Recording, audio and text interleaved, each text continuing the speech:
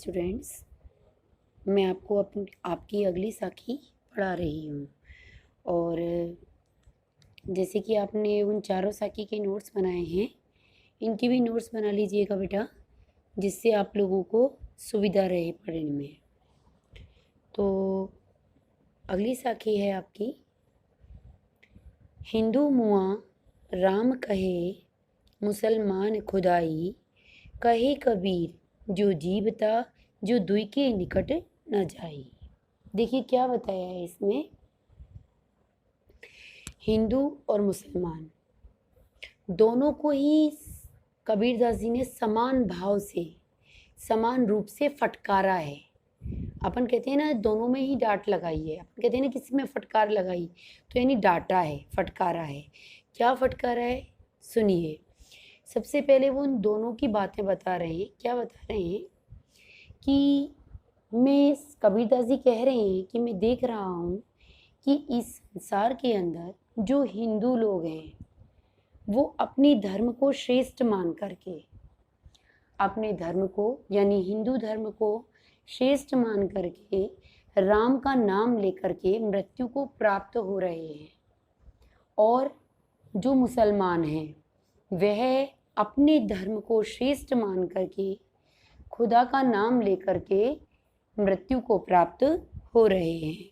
यानी कहने का तात्पर्य है कि दोनों ही धार्मिक रूप से अपने अपने धर्मानुसार अपने अपने खुदा और राम दोनों का नाम लेकर के मृत्यु को प्राप्त हो रहे हैं।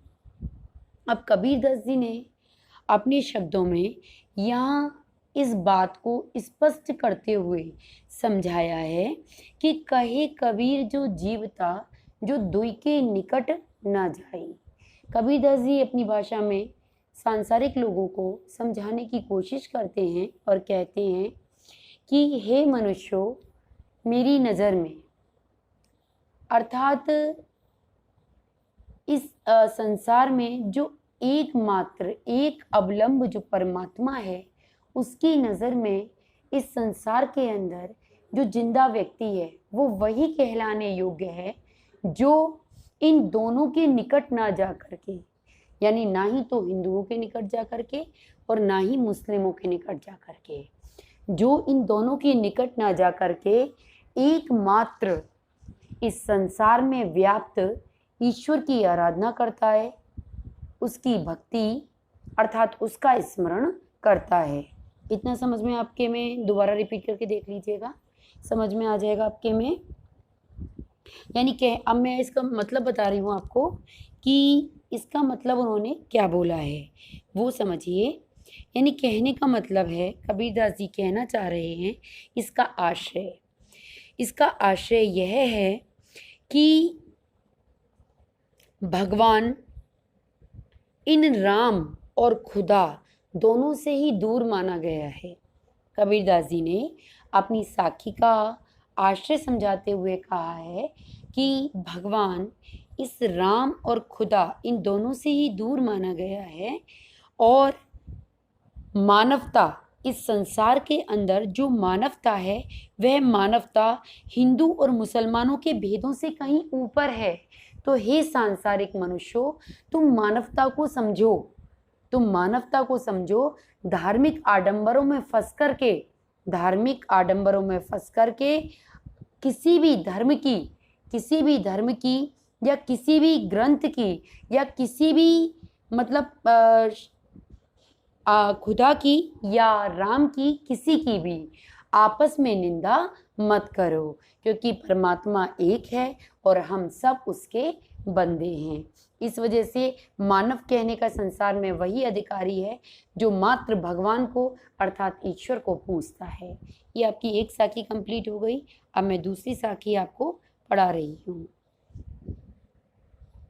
देखिए सेकंड वाली साखी आपकी, काबा फिरी काशी भया रामई भया रहीम, मोट चून मैदा भया बैठ कबीरा जीम। देखिए सबसे पहले आप लोग लिख लीजिएगा, काबा ही मक्का मदीना है।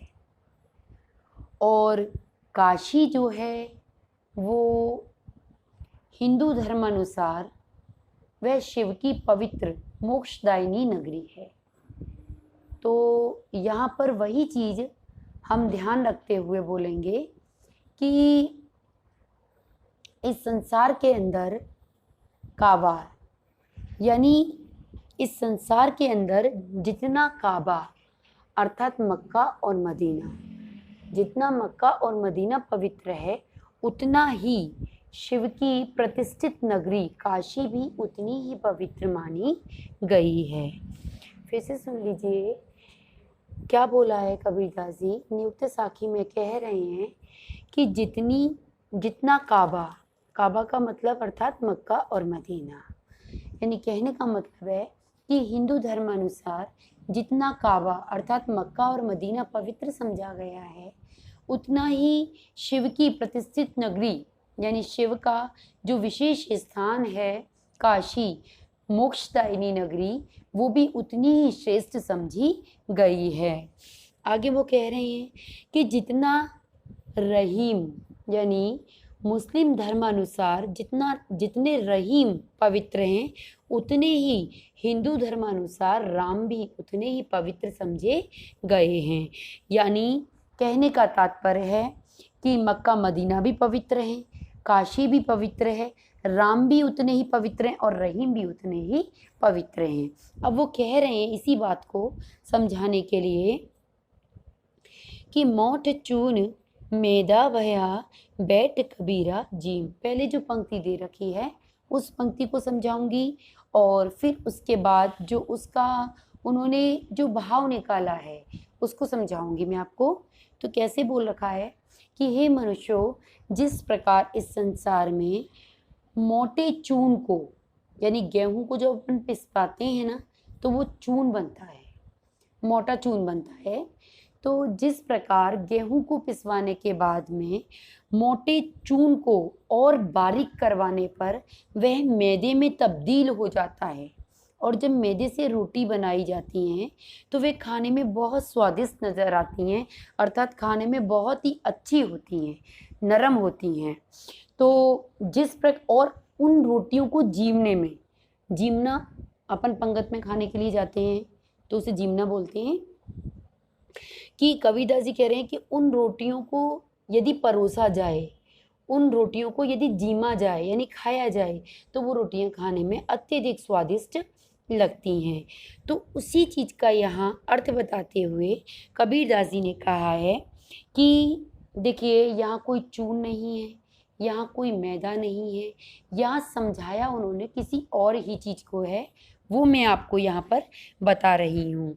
कबीरदास जी कह रहे हैं कि नियुक्त साखी का भाव यह है कि धार्मिक भेदभाव के नष्ट होने पर मेरे मन में हिंदू और मुसलमान और राम और रहीम के नाम पर जो बसी सांप्रदायिकता है वो बिल्कुल दूर हो गई है। यानी कहने का तात्पर्य है कि यहाँ जो बताया गया है वो विभिन्न धर्मों के मतभेद को, जो हम लोग भेदभाव करते हैं ना बेटा, यानी हिंदू कहते हैं हम श्रेष्ठ हैं, मुसलमान कहते हैं हम श्रेष्ठ हैं, हम हिंदू कहते हैं हमारा धर्म अच्छा है, मुस्लिम कहते हैं हमारा धर्म अच्छा है, तो ये भेदभाव हुआ, धार्मिक भेदभाव, धार्मिक कट्टरता हुई है। तो कबीरदास जी कह रहे हैं कि यहाँ विभिन्न धर्मों के मतभेद को तो मोटा चून कहा है। आप अलग अलग लिख लेना जिससे आपको अच्छे से समझ में आए। यहाँ पर विभिन्न धर्मों के मतभेद को तो मोटा चून कहा गया है और धार्मिक सहिष्णुता को मैदा कहा गया है। यानी स्वादिष्ट, जिस मैदे से स्वादिष्ट रोटी बनती है ना, वो कहा गया है। फिर से सुन लीजिए, विभिन्न धर्मों के मतभेद को तो यहाँ मोटा चून कहा गया है और धार्मिक सहिष्णुता को यहाँ पर मैदे के रूप में बताया गया है, अर्थात मैदा कहा गया है। कहने का तात्पर्य है कि धार्मिक कट्टरता जब मनुष्य के अंदर से समाप्त हो जाती है तो उसके समाप्त होने पर किसी भी धर्म की फिजूल बातें, किसी भी धर्म की बेतुकी बातें भी अच्छी प्रतीत होने लग जाती हैं, क्योंकि हमें फिर हर धर्म में एक नित्य परमात्मा का दर्शन होने लग जाता है और सभी संसार में अच्छे लगने लग जाते हैं। समझ में आ गया होगा आपके? नहीं आया है तो वापस आप रिवर्स कर करके समझना, क्योंकि थोड़ा यहाँ जो बताया है वो एक उन्होंने छोटी छोटी दो दो पंक्तियों के जरिए बहुत बड़ा संदेश मानवता तक पहुंचाने की कोशिश करी है कि संसार में जो लोग रह रहे हैं वो किसी ना किसी तरह से उनमें सुधार हो, वो सुधरें और सृष्टि के एकमात्र अवलंब यानी ईश्वर को पहचाने। तो यही संदेश वो पहुंचाना चाहते हैं, इसी वजह से उन्होंने इन साखियों को यहाँ पर संसार तक भेजने का उनका मतलब समझाने की कोशिश करी है। तो देखिए ये तो आपने पढ़ लिया। अब साखी आपकी समझ में आ गई होंगी और जितने भी बच्चे सुन रहे हैं वो नोट्स भी बना लें बेटा अपने, और नोट्स बनाने के बाद में आप लोग जो इसे लर्न करना है वो भी लर्न करें। इसमें से इंटरनल क्वेश्चंस आपके बनते रहेंगे और जितने भी बच्चों ने चैनल सब्सक्राइब नहीं किया है वो वीडियो को लाइक भी करें। हाँ, सबके पास पहुंच जा रही है, फिर भी आपस में एक दूसरे को शेयर भी करें और वीडियो को लाइक भी करें और चैनल को सब्सक्राइब करें। यदि चैनल सब्सक्राइब करोगे तभी मैं आगे मेहनत करूँगी और आगे आपके लिए वीडियो भेजती रहूँगी। ओके, ये आपका आज दोनों साखी हो गई। अब नेक्स्ट में आपके लिए आगे की जो साखियाँ हैं वो फिर मैं आपके लिए कल बनाऊँगी। Have a nice day.